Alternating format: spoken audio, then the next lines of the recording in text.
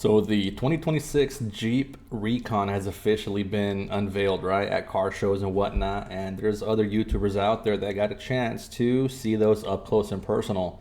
As somebody who goes off-roading every now and then, I do dabble in the little off-road activities, as you guys could see from my other YouTube channel, The Trail Out There. I'm going to go ahead and react to a video here from TFL on that new Jeep Recon. And just to see, it's going to be my take on if I would consider that a vehicle to take out on the type of adventures I go on, or if it's more like a weekend warrior, short trail, short distance type of Jeep. And I'll also see if I could gauge the capabilities of it. All right, guys, so stay tuned. All right, so I've got the TFL Offroad video up here. Let's go ahead and get into it, guys.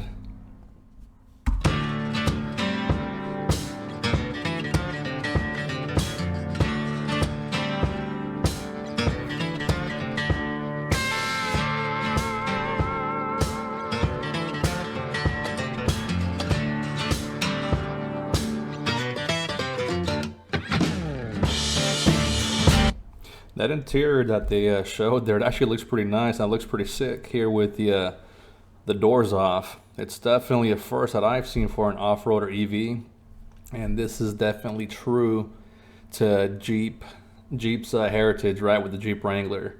And looking at that angle it's got right now, the departure angle, it's pretty good. Looks like it's got the rear swing out door with the hinge here on the right hand side, so it opens the same direction as a Jeep Wrangler, and you also have what appears to be a full-size spare back there. Okay, let's keep going. There's an all-new Jeep in town. Yes, another 4x4 that you can buy. This is the world debut of the 2026 Jeep Recon, but not just any Recon. This is the Moab. Those wheels, they remind me of the Jeep Wrangler, Extreme Recon package. They look pretty similar. I don't think those are bead lock capable though, but I do like that style. Just looking at it though, it kind of gives me like Jeep Liberty vibes in the front end though. It reminds me of a baby Hummer EV, but it still looks pretty cool. It doesn't look like it's, just by looking at it right now, it doesn't look like it's capable of doing Jeep Wrangler Rubicon things, but we'll see. Let's keep going. Edition, which is the most off-road worthy Jeep. We've been waiting, or at least I have been waiting for this for quite some time, because we've seen prototypes and now it's here in the metal, in the flesh. So in this video, I want to show you all the features, focus on that off-road capability, because this is a Jeep where you can remove the doors. This is a Jeep where the top opens up. You can remove the rear glass. And it also has some impressive specs and a premium price. So let's get going with this model. All right, this interior here for a Jeep, trying to do Jeep things, off-road things, I don't know how I feel about it. It's got a rather large screen that's definitely prone to getting scratched unless it's got some type of Gorilla Glass or something protecting it, but everything else, the steering wheel, I don't know how I feel about that brown leather on the steering wheel. It's going to get dirty. You're going to get that thing looking black pretty soon. And again, it depends on the type of off-roading you do. If you go out and have fun a lot, do a lot of mud trails, dirt trails, windows down, doors off, you're definitely going to be getting a lot of dirt on that. All right, you see that little red panel right there? This looks like it could be like the locker selection, front and rear. To my understanding from what I've read, I think this one only has a rear locker, and the top selector knob there, or switch, is to have different drive modes to select from. But we'll see. So this one is painted in this 41 color, which is a military inspired green color, and of course harkens back to the military heritage of the Jeep itself. And I love this, especially in person. Coming up to this, it's quite special. Now, before we go and look at the off-road bits of this Jeep, we need to talk about its size, because it's a little bit confusing. So yeah, talking to size, this thing looks tiny next to him. I forget his name, but I always like to refer to the TFL videos because they're very thorough in their walkthroughs and walkarounds. So it's going to provide better content and give us a better perspective of these vehicles as well. So we're gonna make it very, very clear. So the wheelbase on this Jeep is about 113 inches long. So, which is actually puts it above the class of the compact crossover. So it's about 5 to 7 inches longer wheelbase than a RAV4, and actually about the same as the new 2026 Jeep Cherokee. I was about to say, from those dimensions, it looks like it's a lot closer to the Cherokee or Grand Cherokees as well. You know, just by looking at it without him standing next to it, I was kind of, like I said, I mentioned earlier, right? It looks a lot like the Jeep Liberty in terms of size, you know, so it's good to see that it's a little bit larger than that. So if you kind of see right here, it does have a pretty sizable wheelbase to make the cabin spacious. So approximate size, width, and length of this particular vehicle, this brand new Recon, is similar to the 4Runner. So think about kind of the 4Runner, Toyota Land Cruiser potentially, when you're thinking about this particular one. It also has an electric powertrain that I'll show you in a second. But let me kind of sit in every seat and check it out. You know what I hate almost more than anything? Oh, man, come on. Being lost. I also hate getting stuck, and it's easy to be both lost and stuck if you go off-road without knowing the proper conditions, and that's where Onyx Off-Road comes. I love the fact that you can remove the doors.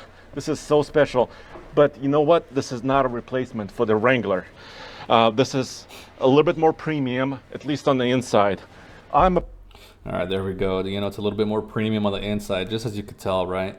With the Wrangler, you do get the rugged feel. You're not going to feel like you're inside a luxury vehicle. Even with the Wrangler Rubicon X, which is what I have, the Rubicon X 4xe, you do get full leather with the heated steering wheel, heated seats, and power seats as well. And honestly, is it nice to have? Yes, but I could care less if they were cloth seats or leather. You know, I just wish I had the little factory auxiliary switches, which I don't. I had to install a different switch panel. But that's besides the point. Let's get back to the video. Pretty large dude, and I fit really, really great in this driver's seat. We'll talk about the technology in a second. Let me sit in the back seat. Let me see how I fit. Yes, I do fit great. I have a tiny bit of space for my knees. There's a cutout right here. Yeah, it's actually pretty cool to see. You know, it's not something that you could easily say about a Jeep Wrangler. You know, so it just goes to show you the comfort this vehicle is going to bring, which I'm pretty sure is going to be good. I don't think it's got solid front or any type of solid axles. I'm willing to bet it's got independent front and rear suspension, which is going to add to the comfort and take away from the off-roadability and the articulation, but we will see. Although, interestingly enough, there is no kind of backseat pocket here. There is a backseat pocket right here on the passenger side, but there are heated seats, vents, power options all down here, including USB-C. I haven't checked if my Jeep has heated seats in the rear. Interesting though, that's pretty cool, you know, going back to comfort, but comfort is besides the point for this vehicle, so we're going to keep going because we're focused mainly on the off-roadability. This has an optional sliding panoramic open sky roof, so this does have that Jeep feeling. I could see the entire, even from the back seat, the entire sky. My doors are open, and you could also remove the rear glass that I'll show you in a second. And well, let me show you a preview of that. There you go. Ah, look at this. So also a pretty large rear compartment. All right, so you get that nice little placard right there, just like you do with the JLUs and whatnot on the swing out door, which is pretty cool.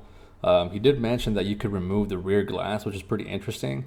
In terms of that skylight, I don't know how I would feel about that, especially if you're going to be putting a rooftop tent or cargo or something up there. I know they have roof rails for this one, but I don't know just how much weight you could put on top of this vehicle, especially if you're going to be using it for expedition style overlanding.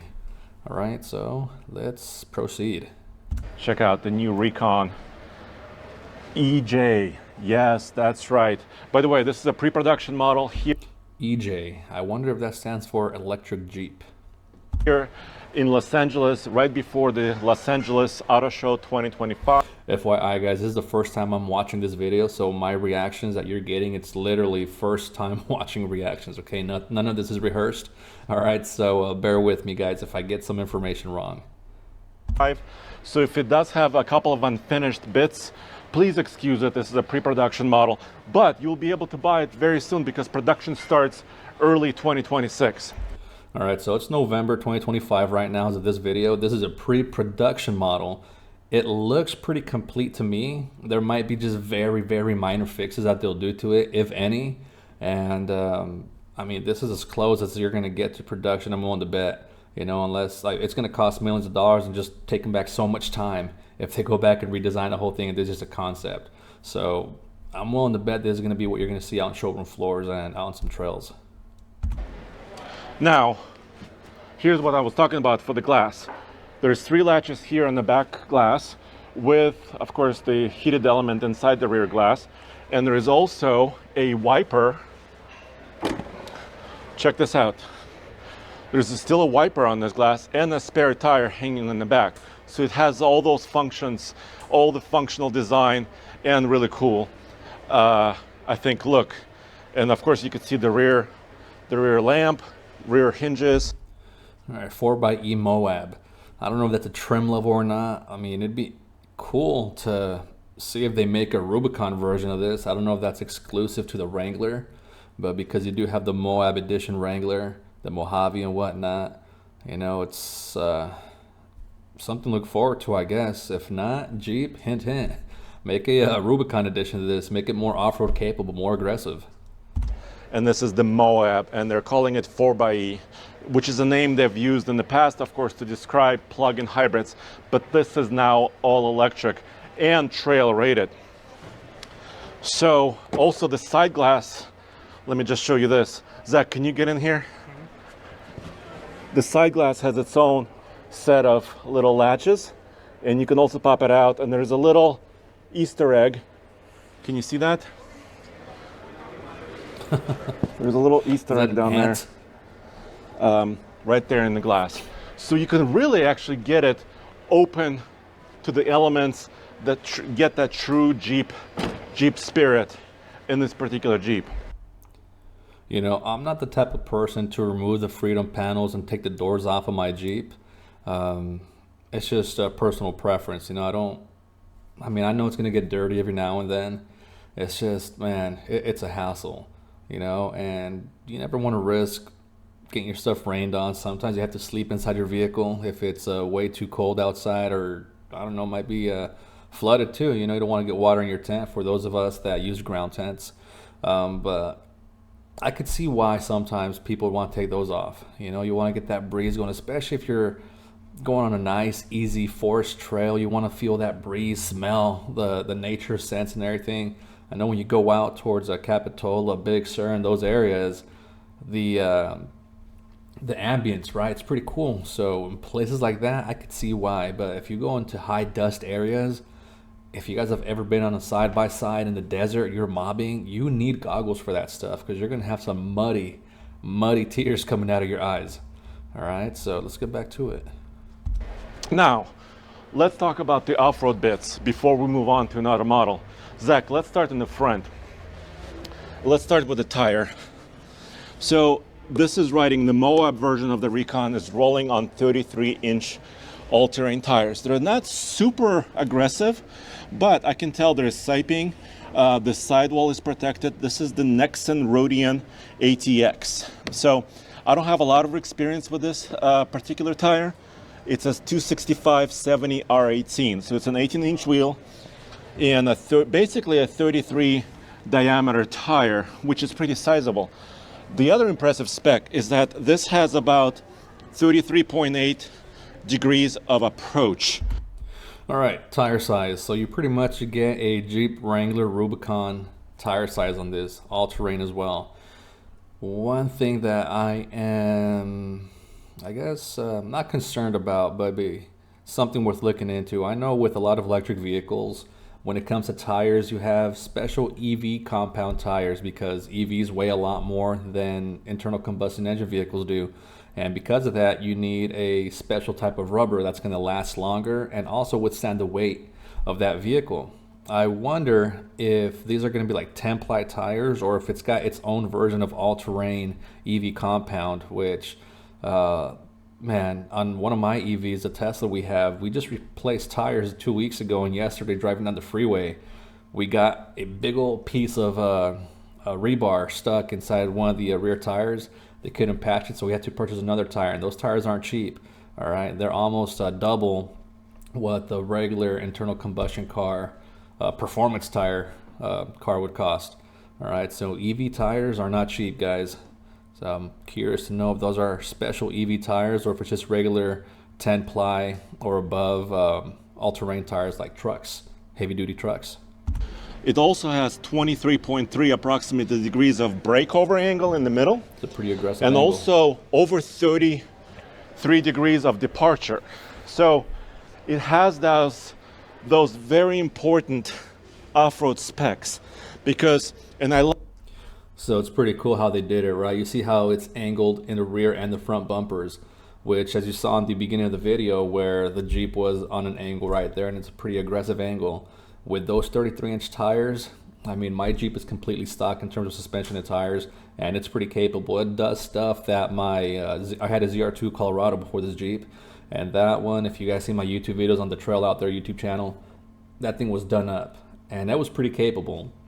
So the Wrangler Rubicon from factory does what my ZR2 did after all those modifications. Now, back to this Jeep right here. The fact that it's got 33-inch tires and pretty aggressive departure and approach angles, it's already looking pretty capable. It's not going to go out there and do the Rubicon, Ford Eyes, some crazy stuff like that. But for the average person that just takes it off-road on some pretty, 5 rated trails on Onyx or below, I'm pretty confident this vehicle will be able to accomplish some good things, or maybe a 4 or below, because I don't think it's got the solid front rear axles for that heavier or more aggressive articulation off-road. Love the fact that the rear departure angle is very similar to the approach angle, so no matter what, when you're kind of traversing those difficult elements off-road, you're not going to scrape your hitch, and if you didn't scrape your front, you pretty much are sure that you're not going to scrape your rear. So that's really important. Of course, all-wheel drive, four-wheel drive capability is here. We'll show you a little bit more underneath in a second. Package. But you can see here, pretty nice and smooth. There's a motor in the rear and a motor in the front. Combined horsepower, I hope you're sitting down, 650 horsepower. So of course, this is electric power and also 620 pound-feet of torque combined.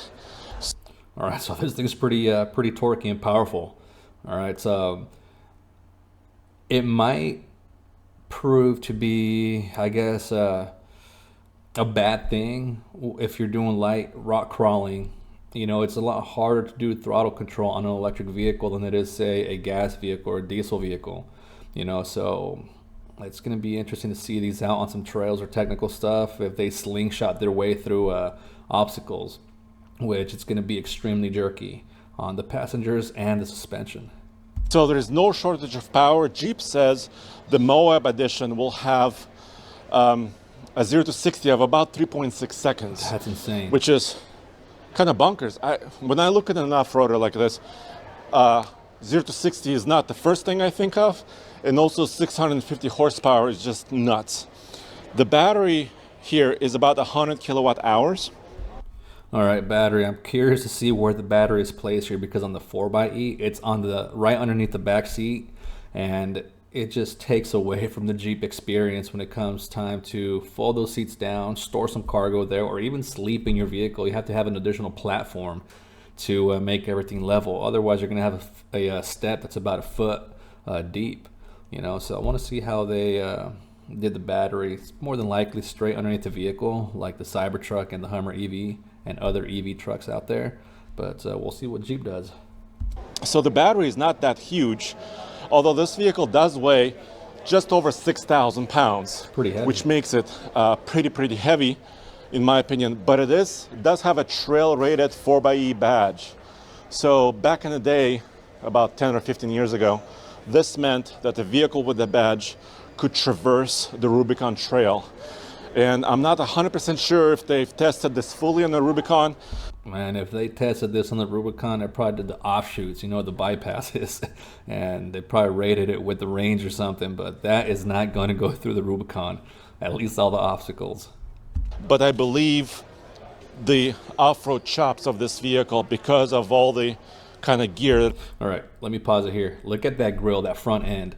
Doesn't it? I know it looks like the modern Cherokee, but doesn't it remind you of the EV Hummer? You know, it's just, I don't know, is that just me or, but I mean, it still looks nice, don't get me wrong, but it does give me Hummer vibes. It has, including the front tow hooks, including the fog lamps here, and a really cool I'm surprised they didn't make those tow hooks blue like they did with the 4xe Wranglers. Signature grille. And it's got a camera. And we'll be able to show you a little bit more detail on the skid plates. And that battery is protected, according to Jeep, has different steel enclosures and protections. Because of course, if you're going off-road and you're very serious about it, you really want to make sure that that battery is protected. Good point. And it shows that the battery is underneath the vehicle. You know, if you're going to be taking this already, it does look pretty capable. You know, like I said, it's not going to do Rubicon stuff, but it is going to take you on some good trails, you know, to test your skill, get better, and also get to the better campsites. So having that protection underneath these batteries is crucial. You don't want to hit a super sharp rock or something, and you have an EV battery fire out in the middle of the forest. You know, you're going to make headline news the next major California wildfire out here. You know, knock on wood, it doesn't happen to anyone, but protection is always good with not just EVs, but any vehicle in general, but especially EVs that are off-roading. And Jeep says it is protected. I found one interesting thing here. The doors are removed, and here on the B-pillar, these hinges are sticking out quite far, as you could see here, because the body really ends basically here if the door was here, and I'll show you on a different model. There'll be some fat doors. So the door kind of closes this way, but when this is removed, this is protruding a little bit too far. So I wonder if there's a possibility of kind of hitting this. If you guys ever hit your shin on a tow hitch, you know, imagine walking through this, hitting your rib cage. If you're vertically challenged, you know, swiping your gut. I have a pretty big gut. It's probably gonna hit it, and it's not gonna feel nice. But then again, you know, if you're walking that close to your vehicle, unless you're in a tight spot between rocks or something, who knows? I don't think I walk that close to my vehicle even when I'm getting about to get into it. Also, the mirror is gone because the front door is missing. They do have a relocation kit where you can put the mirror into this hinge and have it still functional right here in the vehicle. So those are a couple of negatives, but so far I'm seeing a lot of positives from this machine. Hey Zach, do you want to get in the passenger seat with me really quick, and we could take a look at a little bit of technology? Overall. All right, so for an off-roader, the technology, I mean, most of these vehicles, they pretty much come standard with Apple CarPlay, Android Auto, your preloaded maps, if you're using the built-in map system, navigation system. What becomes useful for off-roading are going to be your cameras and your off-road pages. So we'll see if this one's got the off-road pages. Full design I love. There's exposed kind of screws. You can see there's a grab handle. All right, so that does give me Jeep Wrangler vibes right there. Oh, you know what? There's a Jeep Recon badge right here. They used to have a Wrangler Recon, which was kind of a little bit more hardcore version of the Wrangler. So they need to back up this name. And I think one way they do it is with this button, Zach. There you go. Which is the E-locker. So they do have a rear locking differential, which is... All right, so yeah, rear locker and the top one. Well, I don't think you have a front locker on this one, but you do have the different terrain modes right there: rock, sand, mud, snow, auto, and sport. Not software, it's an actual locking differential. And then they also have 5 driving modes: rock, sand, mud, snow, auto, and sport. And right now we're on this beach themed stage, kind of showcasing sand and mud. We also can show you another model sitting in the snowy area right there. And that's a different model of the Recon. That's the Overland that's coming very, very soon. That looks nice, that color scheme. If it's Overland though, it does need, I would recommend, you know, throwing at least some all-terrains on that, not straight tires, and maybe some smaller wheels, because you do want meatier tires for the trails. Well, soon after the Moab. So the Moab production starts in early 2026, and then the Overland model is a little bit later than that. So we do have different modes. E-locker, I wish it had a front locking differential, but it does not. All right, so the type of off-roading I do, I have not really required a front locker, even when I had the ZR2, and now with this 4xe Rubicon that I have. Only times I've ever used a front locker was just because I have it. You know what I mean? Did it help? 100%. Did I need it? No. Have I ever been in a position with the type of off-roading that I do that requires a front locker to get out of that situation? I have not been there, because I don't do extreme rock crawling, or I don't go beyond my comfort zone. Maybe I push it just a little bit, but I know that I'll be able to self-recover out. I do have a winch on mine, you know, but a front locker, honestly, unless you're doing some extreme off-roading stuff all the time, you could go without it. You know, you just keep the rear locker. Sometimes I think to myself, I should have just got the Willys instead of a Rubicon, you know, save a little bit of money there. But the Rubicon is nice because you have the automatic detachable sway bar disconnect and all that stuff. So, but yeah, front locker, you'll be fine with a rear locker, believe me. Here's the power button, a little bit more of badging, wireless charging, several different buttons here. These are a little small. There's a traction control button and the big screen. So this one has approximately a 14-inch diagonal screen with the screens on Jeeps, the infotainment systems. They are finicky. Sometimes it'll connect to your phone, to Apple CarPlay, Android Auto.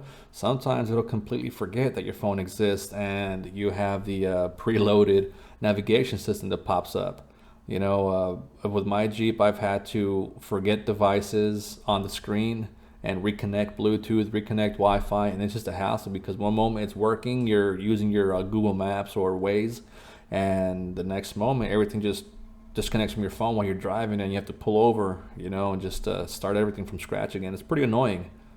The little tuning knob and the little volume knob, which I do appreciate, even though they're kind of a little tiny, and they're also black on black, so it's a little bit hard to see. But also the climate controls are digital, which I'm not in love with. But this is kind of one of the choices they've made with this particular setup. And there's also a digital screen right in the front. Look at all that glare and reflection on that screen. That does get pretty annoying sometimes. I had to put a different screen on my Jeep. It's a 2024, so it's got the larger screen, and I had to use an anti-glare screen for that because, like I said, it gets annoying. It's glaring in your face, and sometimes you have to like look at the screen from an angle to see your maps, especially if you're using Onyx. It's just a lot easier when you have something that's anti-glare.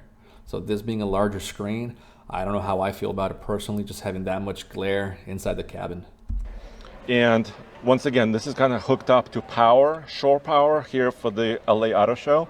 So don't judge it by all the lights and all the... Don't worry, Jeep, we're not judging. We're used to that. Yeah, kind of the blinking elements here. Steering wheel is kind of a squarish, but it's very chunky, and I appreciate that.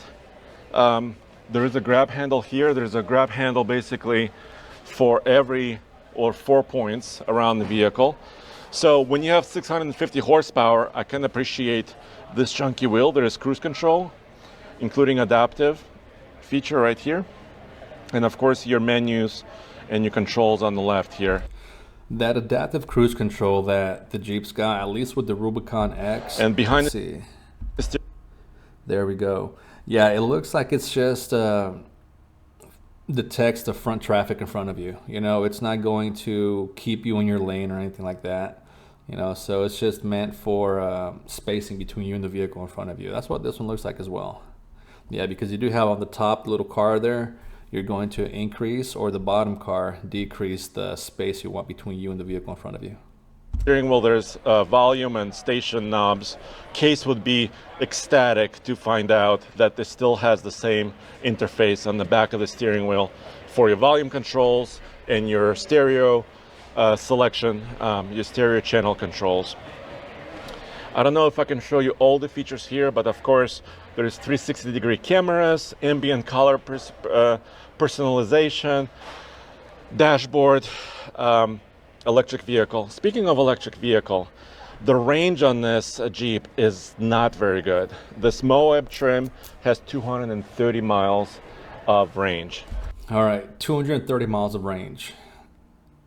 Will I take this or a vehicle like this out to, say, Death Valley and do a multi-day trip with the boys? Probably not. Will I take this out to the Tahoe area, get a full charge before hitting some nice trails during the day, maybe like an overnight camp that's not going to be too far from a charge station?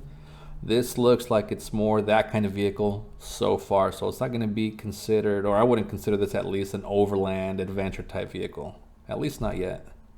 The Overland trim with different tires could have up to 250 miles of range. All right, so that disparity, right, between the 230 miles and the 250 miles, so it's a 20-mile difference. I'm willing to bet that going back to that Overland trim level, because you got street tires, you're getting that additional range from less rolling resistance versus this one's got all-terrain tires, and these tires might be a little bit bigger as well, you know, so that does affect range, and it affects our MPGs for us gas people too. Still, like I said, 100 kilowatt hour battery, and the charging port is on the back, on the driver's side, kind of where a fuel filler would be normally. And this is a 400 volt architecture, so charging is not going to be blinding fast, but pretty good. Of course, level 2 and level 1 is also available. He said level 2 and level 1 also available, so he's probably talking about a fast charger. Then if this has fast charging, I mean, and you're lucky to find fast chargers near trailheads and stuff, then it's going to be a little bit more desirable, you know, for people who are really into adventure. So as far as range is concerned, maybe this is not the best option out there, but usability and space, I think it's second to none. Let's take a look at the Overland a little bit more. All right, here we go. So now, of course, they're showing kind of a snow mode stage right behind me. And what you see here is the new Overland. I'm not going to venture into the snow because I will have to put on booties on my shoes, and I don't want to do that. But you could see some of the accessories, including that ski rack on top of the racks system, different color. And you can see now the doors. You can see the mirrors and the doors. All right, so I was wrong. I mean, or was I? The hinges look pretty exaggerated with the doors off on the Moab edition. Right here, they look pretty normal. So I don't know. My perspective is off right now. Really are attached, different wheels and tires. So those are not those all-terrain tires. Those are Goodyears on this vehicle you see here. So that's one look. All right, Zach, let's keep moving to another one. All right. These wheels look a lot more like base model wheels, so I wonder if there's a trim below that Moab one, but they still look pretty nice. They give you that classic World War II type Jeep wheel.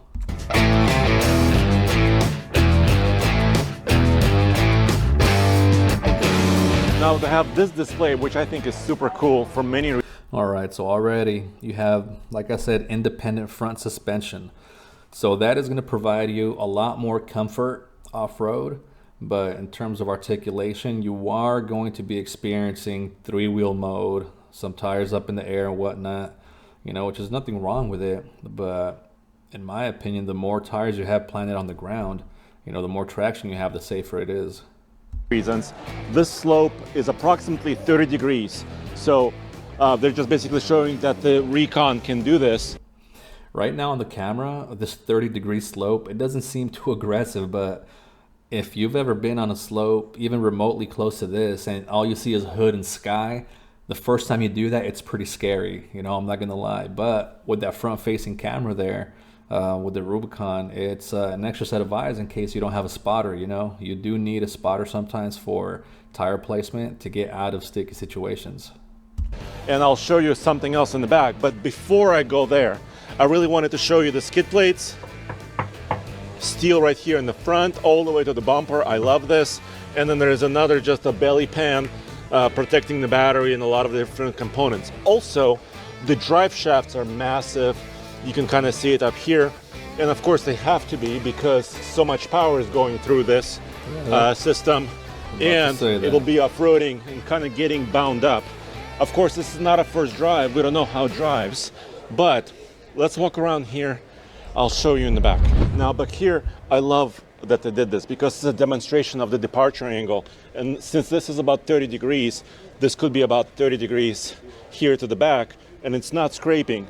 Even the hitch is still open. It's got a 2-inch receiver.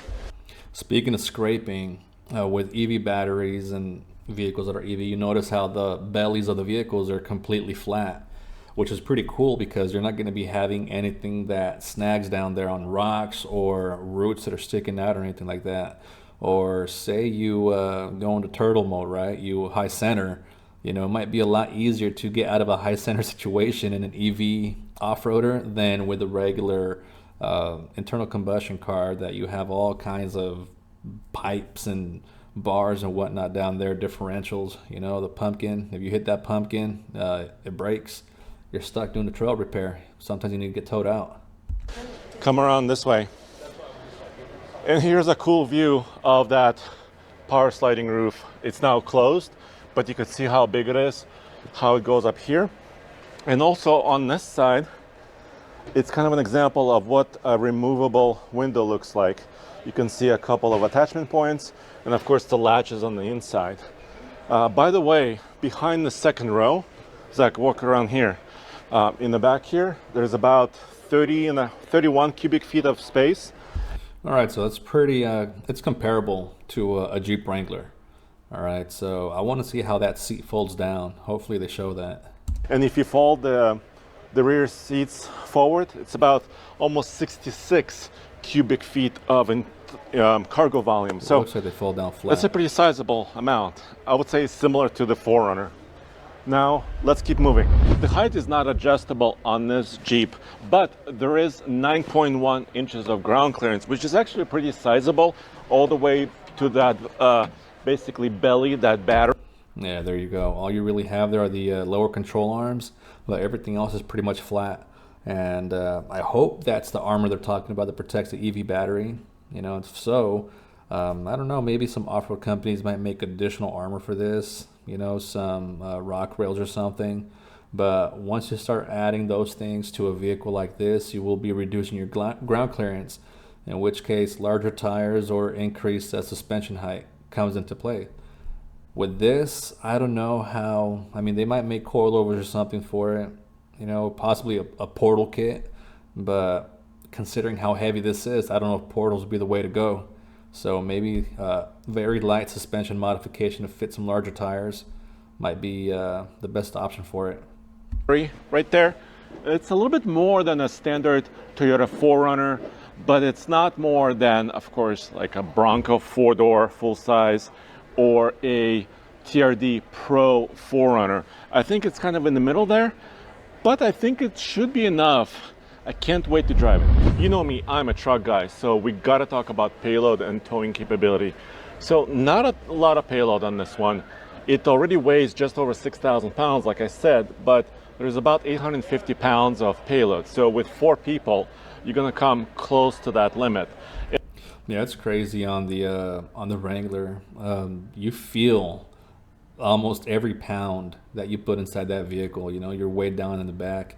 With an EV, weight, it's just going to destroy your range.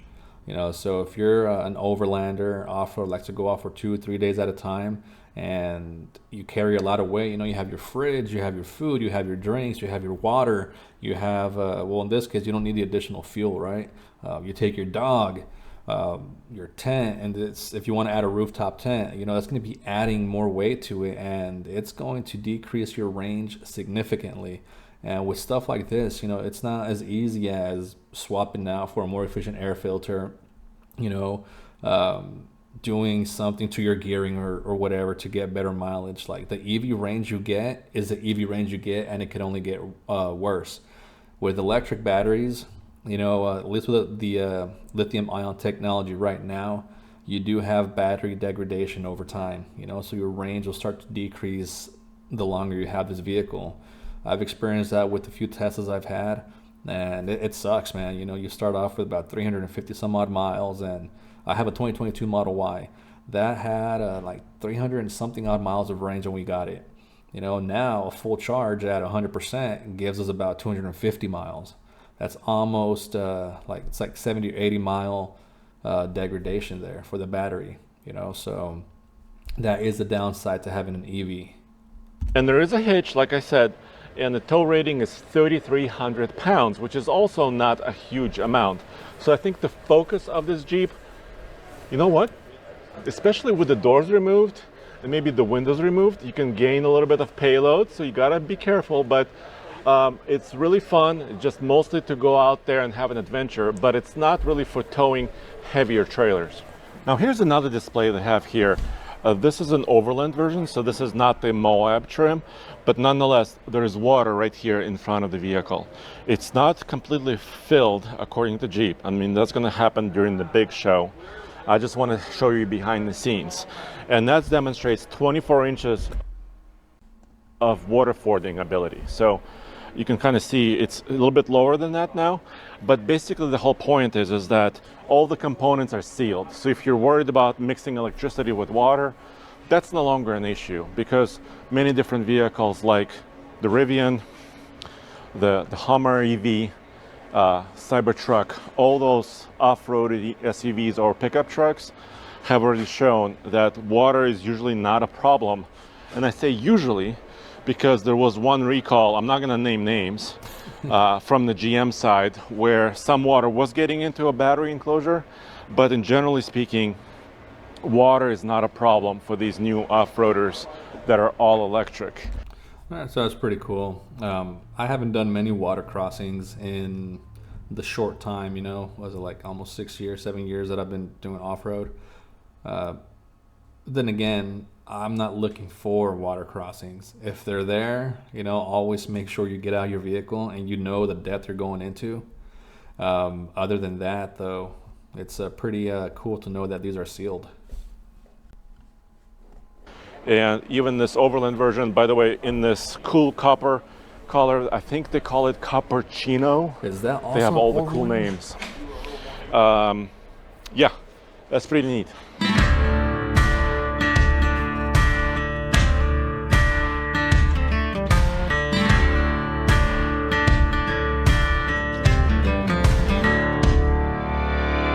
Here's another Moab trim of the Recon, this time in orange juice, or just juice. They have all the coolest. All right, let's see if there's any more features. You know, we're not too interested in the colors, but all right, looks like that is it for them. So, will I, or somebody like me, consider this a vehicle to have to go off-roading, to do awesome adventures in? Yes and no. This is more of a short distance type of off-roader.